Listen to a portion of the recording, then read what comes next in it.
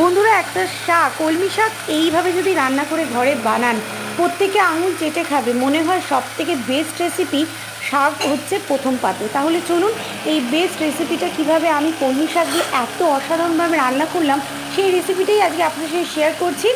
পুরো রেসিপিটা দেখতে হলে বান্টি রান্নাঘর চ্যানেলে অবশ্যই দেখে নেবেন। চলুন শাকটা রান্না হয়ে লুকটা কেমন এলো সেইটাই আপনাদের সঙ্গে শেয়ার করি। প্রথমে তো শাকটাকে ভেজে নিলাম, আর তার মধ্যে কত কিছু এবার একটু চিনি দেবো, চিনি দিয়ে ঢাকা দেবো, ঠিক আছে?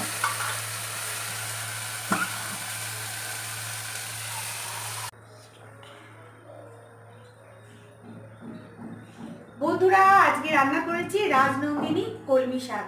আর এই শাকটা সেজে উঠেছে অনেক কিছু দিয়ে। আর রেসিপিটা দেখতে চাইলে বাড়তি রান্নাঘর চ্যানেলে আমি রেসিপিটা দিয়ে দিয়েছি, অবশ্যই ওখানে গিয়ে দেখে নিন কিভাবে এই রাজনন্দিনী কলমি শাক আপনারা ঘরে রান্না করবেন খুব সহজে। তাহলে